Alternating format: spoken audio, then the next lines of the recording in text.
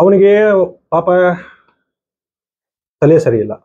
First ಒಂದು ಏನಾಗಿದೆ, ಮನೆಯಲ್ಲಿನೂ ಮರ್ಯಾದೆ ಇಲ್ಲ. ಮನೆಯಲ್ಲಿ ಅವನು ಹೆತ್ತಿರ್ತಕ್ಕಂಥ ಮಕ್ಕಳೇ ಅವನಿಗೆ ಬುದ್ಧಿ ಹೇಳ್ತಕ್ಕಂಥ ಪರಿಸ್ಥಿತಿಗೆ ಅವನು ಬಂದಿದ್ದಾನೆ. ಸೊ ಹಿಂಗಾಗಿ ಫ್ರಸ್ಟ್ರೇಷನ್ ಆದಂಥ ಸಂದರ್ಭದಲ್ಲಿ ಮನೆಯಲ್ಲಿ ಮರ್ಯಾದೆ ಇಲ್ಲ. ಮೊನ್ನೆ DCC ಬ್ಯಾಂಕ್ ಎಲೆಕ್ಷನ್ ಕೂಡ ಇವನಿಗೆ ಎಲ್ಲಿಗೂ ಕೂಡ ಇನ್ವಾಲ್ವ್ಮೆಂಟ್ ಆಗಕ್ಕೆ ಬಿಟ್ಟಿಲ್ಲ, ಮನೆಯಲ್ಲಿ ಕೂರಿಸಿದ್ರು.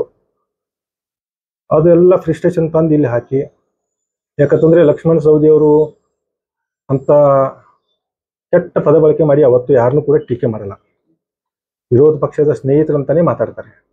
ಸೊ ಅದನ್ನು ಅವನು ಏನು ತಿಳ್ಕೊಂಡಿದ್ದಾನೆ, ನಾವು ಏನು ಮಾತಾಡಿದ್ರು ಕೂಡ ನಡೆಯುತ್ತೆ, ನಾನು ಏನು ಮಾಡಿದ್ರು ಕೂಡ ನಡೆಯುತ್ತೆ, ಇನ್ನು ಮುಂದೆ ಅದು ನಡೆಯಲ್ಲ. ಇವತ್ತು ಹೇಳ್ತೀನಿ, ಇನ್ನು ಮುಂದೆ ಅದು ನಡೆಯಲ್ಲ. ಇಲ್ಲಿ ಯಾರು ಕೂಡ ಕೈಯಲ್ಲಿ ಬಳೆ ಹಾಕೊಂಡಿಲ್ಲ. ಇನ್ನು ಇದಾದರೂ ಅವನು ಇದೇ ಥರ ಮುಂದುವರಿಸಿದ್ರೆ ಅವನಿಗೆ ತಕ್ಕ ಉತ್ತರ ನನ್ನ ಭಾಷೆಯಲ್ಲಿ ಗೋಕಾಕಕ್ಕೆ ಹೋಗಿ ಕೊಡ್ತಕ್ಕಂಥ ಕೆಲಸ ನಾನು ಮಾಡ್ತೇನೆ. ಎಲ್ಲೋ ರಾಜ್ಯದಲ್ಲಿ ಈ ರೀತಿಯ ಪ್ರಮುಖ ನಾಯಕರು ಕೋಮುವಾದಿ ಭಾಷೆಗಳನ್ನ ಆಡಿ ಎಲ್ಲೋ ಶಾಂತಿ ಸುವ್ಯವಸ್ಥೆ ಪ್ರಾರಂಭದಲ್ಲಿ ಅದನ್ನ ಹೇಳಿದೆ, ಎಜುಕೇಶನ್ ಮೇನ್ ಇಂಪಾರ್ಟೆಂಟ್. ಎಜುಕೇಶನ್ ಬೇಕು. ಮನುಷ್ಯನಿಗೆ ಮನೆಯಲ್ಲಿ ಕಲಿಸಿರ್ತಕ್ಕಂಥ ಸಂಸ್ಕಾರ ಇರಬೇಕು ಒಂದು. ಎರಡನೇದು ಎಜುಕೇಶನ್ ಇರಬೇಕು, ಶಿಕ್ಷಣ ಇರಬೇಕು.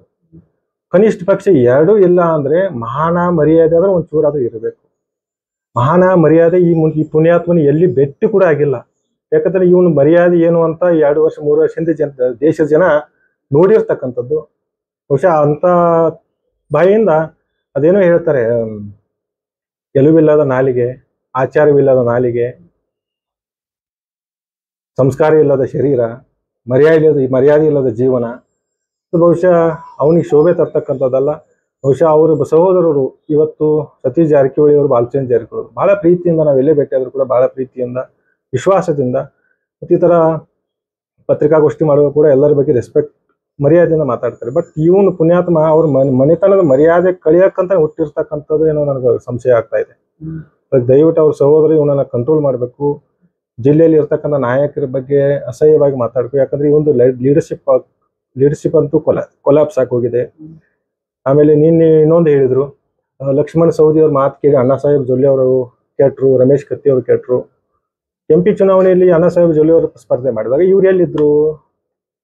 ಸನ್ಮಾನ್ಯ ಮರ್ಯಾದೆ ರಾಮಪ್ಪ ಜಾರಕಿಹೊಳಿ ಅವರು ಎಲ್ಲಿದ್ರು MP ಚುನಾವಣೆಯಲ್ಲಿ? ಒಂದು ದಿನ ಕೂಡ ಎಲ್ಲಿ ಪ್ರಚಾರಕ್ಕೆ ಬರಲಿಲ್ಲ. ಅವತ್ತು ಪಕ್ಷ ನಿಷ್ಠೆ ಇರ್ಲಿಲ್ವಾ ಇವ್ರಿಗೆ? ಒಂದು ದಿನ ಕೂಡ ಎಲ್ಲಿ ಕಾಣಲಿಲ್ಲ.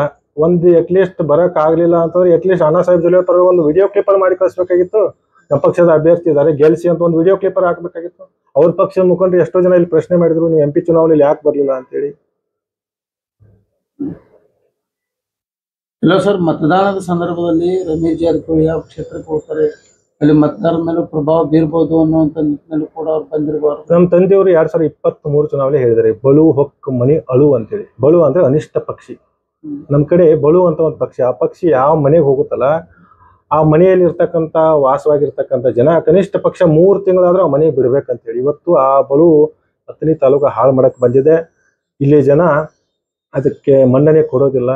ಅಥಣಿ ಜನ ಪ್ರಜ್ಞಾವಂತರಿದ್ದಾರೆ, ಧೈರ್ಯವಂತರಿದ್ದಾರೆ. ಇವನ ಗೊಡ್ಡ ಬೆದರಿಕೆಗಳಿಗೆ, ಇವನ ಗೊಡ್ಡ ಭಾಷೆಗಳಿಗೆ, ಇವನ ಆಚಾರವಿಲ್ಲದ ನಾಲಿಗೆಗೆ ಮನ್ನಣೆ ಕೊಡೋದಿಲ್ಲ.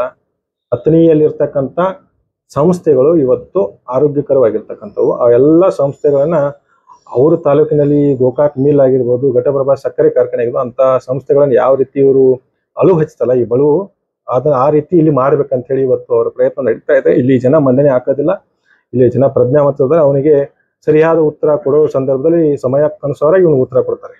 ಬೆಳಗಾವಿಯಲ್ಲಿ ಲಿಂಗಾಯತರ ನಾಯಕರನ್ನ ಬೆಳೆಯೋದಕ್ಕೆ ಕೊಡಬಾರ್ದು ಅನ್ನೋ ನಿಟ್ಟಿನಲ್ಲಿ ತರ ಒಂದು ಹೌದು ನಾನು ಅಗ್ರಿ ಆಗ್ತೀನಿ ಅದಕ್ಕೆ.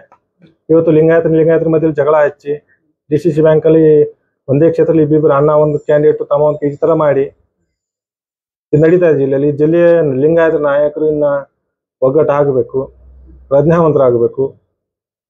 ಭವಿಷ್ಯದ ದೃಷ್ಟಿಯಿಂದ ಇವರು ತಮ್ಮ ವೈಯಕ್ತಿಕ ಪ್ರತಿಷ್ಠೆಗಳನ್ನ ಬದಿಗಿಟ್ಟು ಜಿಲ್ಲೆಯಲ್ಲಿ ಇರ್ತಕ್ಕಂಥ ಇಂತಹ ಸಂಸ್ಥೆಗಳನ್ನ ಉಳಿಸ್ತಕ್ಕಂಥ ಕೆಲಸ ಜಿಲ್ಲೆಯ ನಾಯಕರು ಮಾಡ್ಬೇಕಂತ ಈ ಸಂದರ್ಭ ಕೈ ಮುಗಿದು ವಿನಂತಿ ಮಾಡ್ಕೊತೀನಿ.